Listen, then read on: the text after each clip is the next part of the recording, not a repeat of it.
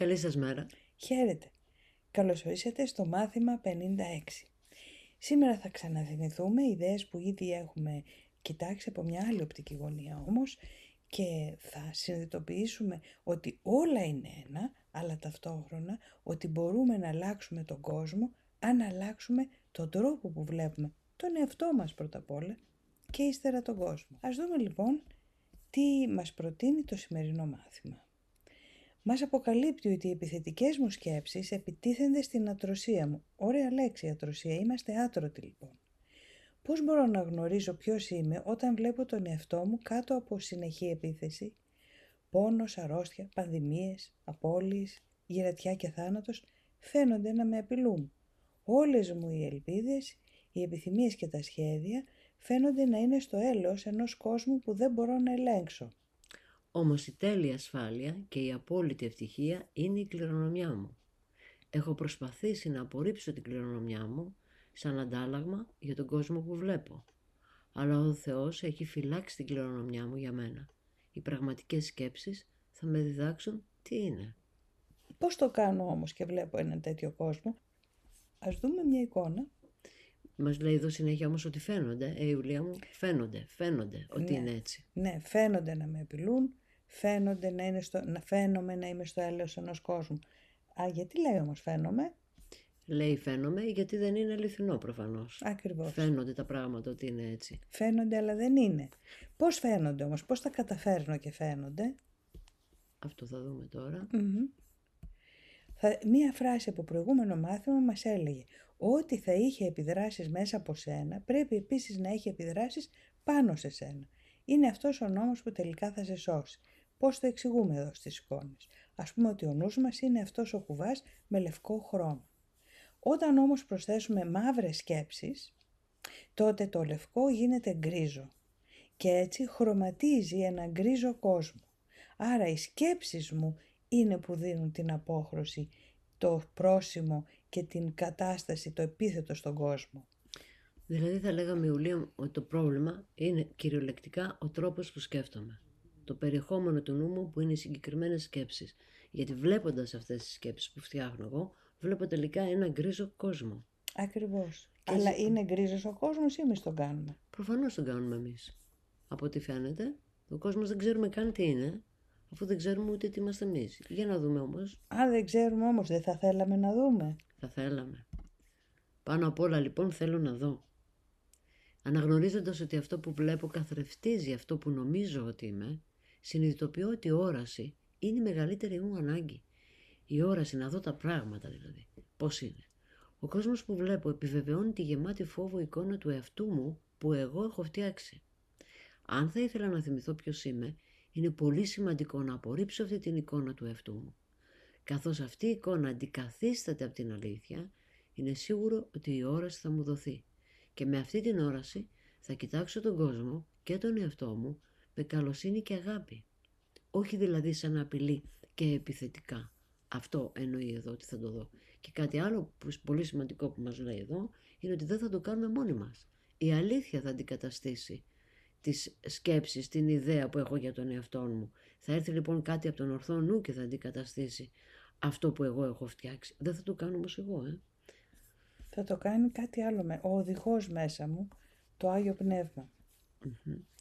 Να δούμε τη συνέχεια στην επόμενη άσκηση λοιπόν. Όταν λοιπόν θα κοιτάξω τον κόσμο με καλοσύνη και αγάπη, αυτό σημαίνει ότι θέλω να τον δω διαφορετικά. Ο κόσμος που βλέπω κρατά τη γεμάτη φόβο εικόνα του εαυτού μου στη θέση της και εγγυάται τη συνέχειά της, αν συνεχίζω να τον βλέπω έτσι. Εφόσον βλέπω τον κόσμο όπως τον βλέπω τώρα, η αλήθεια δεν μπορεί να εισέλθει στην αντίληψή μου. Θα ήθελα να αφήσω την πόρτα πίσω από αυτόν τον κόσμο να ανοιχτεί για μένα, για να μπορέσω να κοιτάξω πέρα από αυτόν στον κόσμο που καθρεφτίζει την αγάπη του Θεού. Μας λέει λοιπόν ότι πρέπει να αφήσω μια πόρτα ανοιχτή για να μπορέσει να εισέλθει η αλήθεια στο νου μου και να μην έχω αυτή την επιμονή ότι οι σκέψεις μου είναι οι αληθινές, αυτές οι γκρίζες σκέψεις με τις οποίες σκέφτομαι τώρα. Νομίζω όμως ότι αυτό μας το λέει και κάποιος από τους προγόνους μας. Ακριβώς. 2.500 χρόνια πριν η περίφημη σπηλιά του Πλάτωνα ακόμα ζει και βασιλεύει. Αυτή είναι η περίφημη σπηλιά του Πλάτωνα, όπου θυμίζουμε οι περισσότεροι είναι αλυσοδεμένοι, ένας καταφέρνει και λύνεται, βγαίνει έξω, συνειδητοποιεί ποιος είναι ο αληθινός κόσμος και επιστρέφει να το πει, αλλά οι περισσότεροι, μάλλον όσοι είναι μέσα, δεν είναι πρόθυμοι να τον πιστέψουν. Η σπηλιά λοιπόν είναι ο κόσμος του εγώ, είναι ο κόσμος που περιγράψαμε μόλις προηγουμένως. Δηλαδή απειλητικός, με ασθένειες, με διαφορετικά συμφέροντα, με επιθετικότητα, με θάνατο. Αλλά υπάρχει ένας άλλος κόσμος, ο κόσμος του Θεού, ο οποίος είναι τελείως διαφορετικός και είναι ο αληθινός. Μέσα στη σπηλιά είναι η εικονική πραγματικότητα που συλλογικά κατασκευάζουμε, μας λένε τα μαθήματα θαυμάτων, αλλά έλα που συμφωνεί και η σύγχρονη αστροφυσική και η κβαντική φυσική. Πώς ότι επηρεάζει η συνείδηση του παρατηρητή. Και ότι όλο αυτό είναι ένα μάτριξ, είναι μια ψευδαίσθηση, είναι μια αλλίωση της καμπυλότητας. Ή μια προβολή ενός κόσμου από ένα βαθύτερο επίπεδο, ότι υπάρχει ένα άλλο επίπεδο από κάτω και εδώ βλέπουμε την προβολή αυτού του κόσμου. Ακριβώς.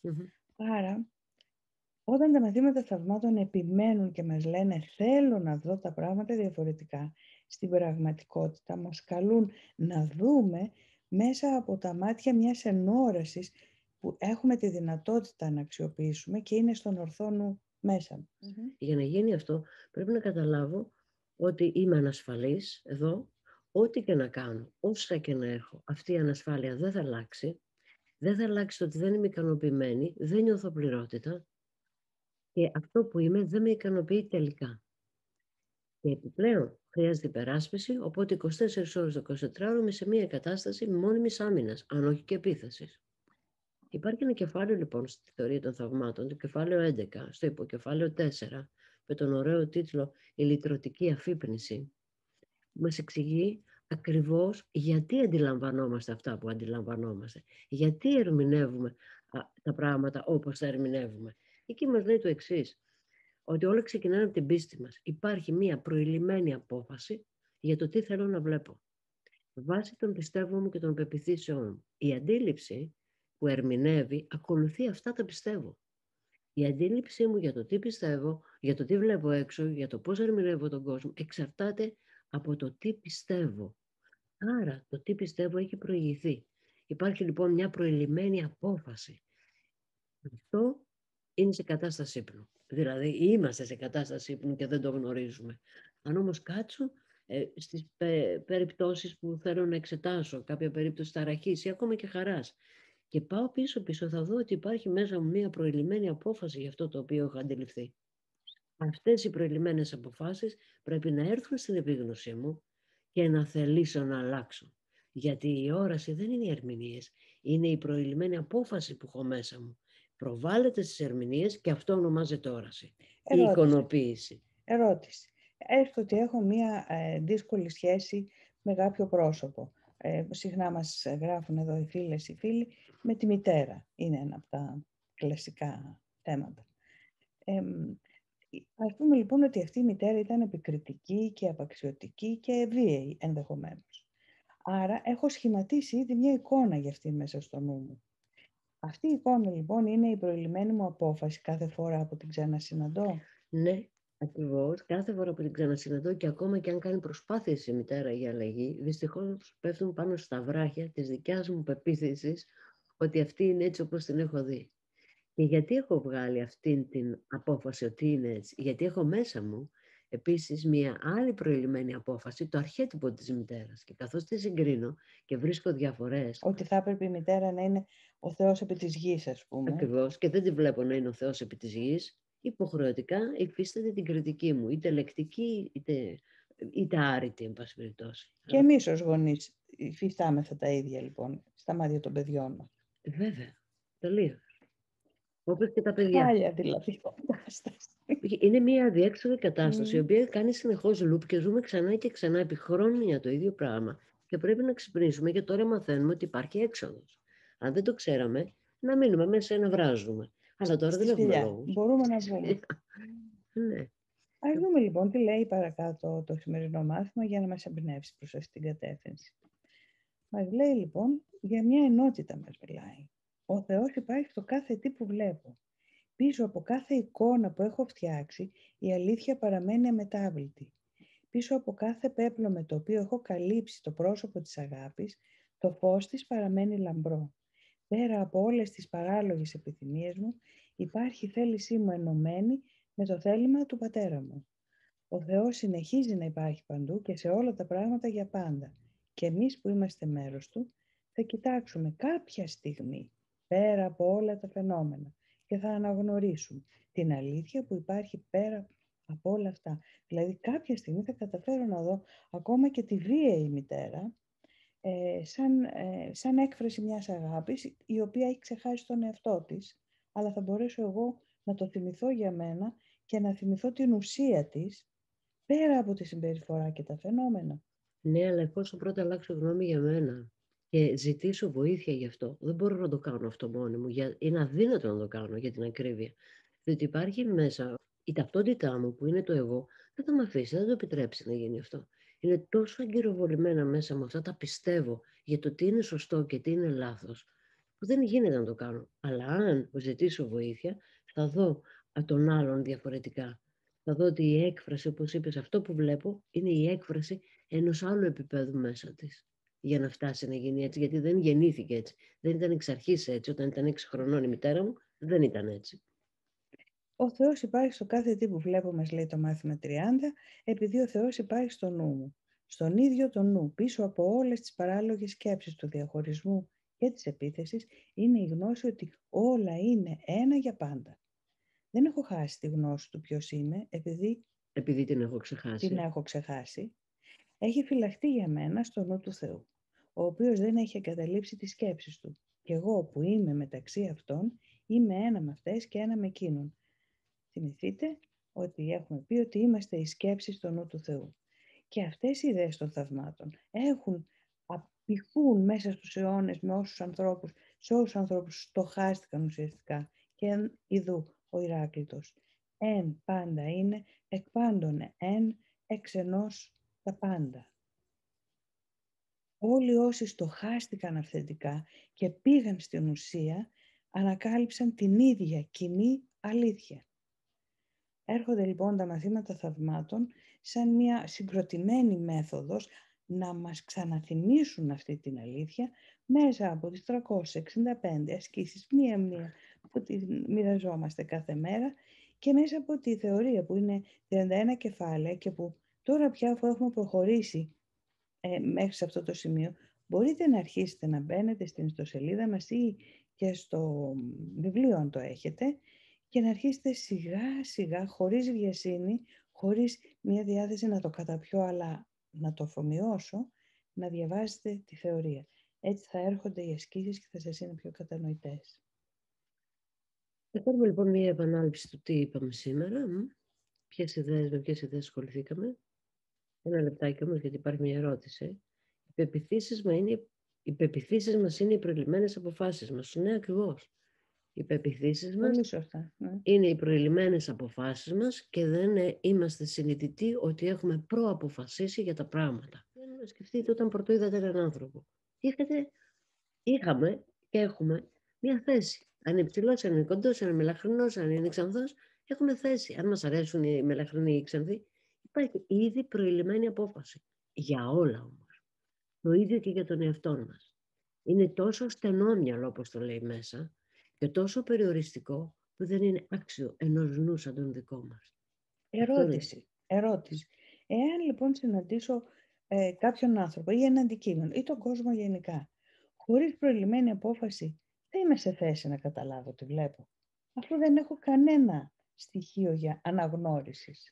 Κανένας μας, εκτός αν νοσεί σοβαρά, κανείς δεν μπορεί να μείνει κάρτα μπλάνς που λένε, για το νους του να μείνει έτσι άγραφος χάρτης, να μείνει ο νους του όταν βλέπει κάποιον. Αποκλείεται.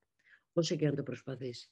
Πιο πολύ είναι το ότι πρέπει να προσπαθώ να βγάλω από μπροστά μου τα παλιά για να κάνω χώρο να έρθουν καινούρια, παρά ότι κινδυνεύω να μείνει ο νους μου χωρίς δεδομένα και έτσι δεν θα μπορώ να λειτουργήσω στη ζωή.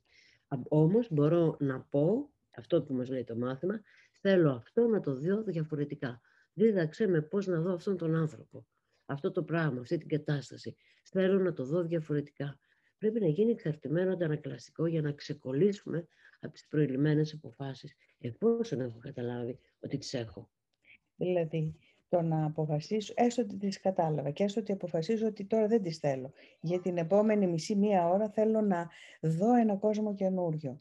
Δεν κινδυνεύω να πέσω σε άνοια ότι δεν καταλαβαίνω τι βλέπω, αλλά τι, καθώς θα υποχωρήσουν οι δικές μου πεποιθήσεις, θα αναδυθεί η αλήθεια για τον κόσμο, που είναι η καθαρή αγάπη. Ακριβώς. Και αυτή, ακριβώς όπως το έθεσες είναι. Δεν κινδυνεύω να πέσω σε άνοια. Και να θέλω δεν γίνεται. Υπάρχει το εγώ το οποίο υποστηρίζει τα δεδομένα του. Και δεν τα αφήνει εύκολα από το χέρι του, ούτε θα τα αφήσει. Γι' αυτό κάνουμε και το σεμινάριο της αντίστασης. Αν ήταν τόσο εύκολο δηλαδή, δεν θα είχαμε αντίσταση. Η αντίσταση είναι ακριβώς. Δεν αφήνω τα δεδομένα. Αυτό το Σαββατοκύριακο, λοιπόν, μια που το ανέφερες, Ναι. έχουμε το σεμινάριο της αντίστασης που μας θυμίζει αυτό που ο Φρόιντ έχει πει σημείο θανάτου ή έλξη θανάτου, δηλαδή την επιθυμία μας να υποφέρουμε, να πονάμε, να τιμωρούμεθα, αντί να ανακουφιζόμαστε. Τα μαθήματα θαυμάτων όμως αυτή την επιθυμία μας κάνουν να τη διαχειριστούμε αλλιώς. Ας συνοψίσουμε τις ιδέες που είδαμε. Οι επιθετικές μου σκέψεις επιτίθενται στην ατρωσία μου. Η ατρωσία μου θα αλλάξει? Όχι, για την ατρωσία. Αλλά οι επιθετικές σκέψεις επιτίθενται. Και έτσι απασχολούμαι με τις επιθετικές μου σκέψεις αντί να βλέπω την ατρωσία μου. Ένας τρόπος που μπορούμε να σκεφτόμαστε όταν διαβάζουμε έναν τίτλο ενός μαθήματος. Συνεχίζουμε. Πάνω απ' όλα θέλω να δω. Πάνω απ' όλα θέλω να δω διαφορετικά.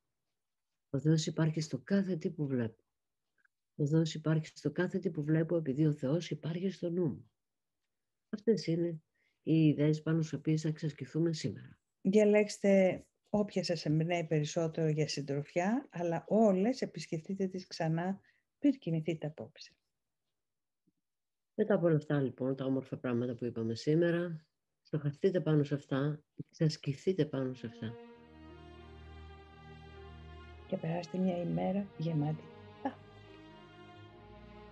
Καλή μέρα γεμάτη θαύματα. Χαίρετε.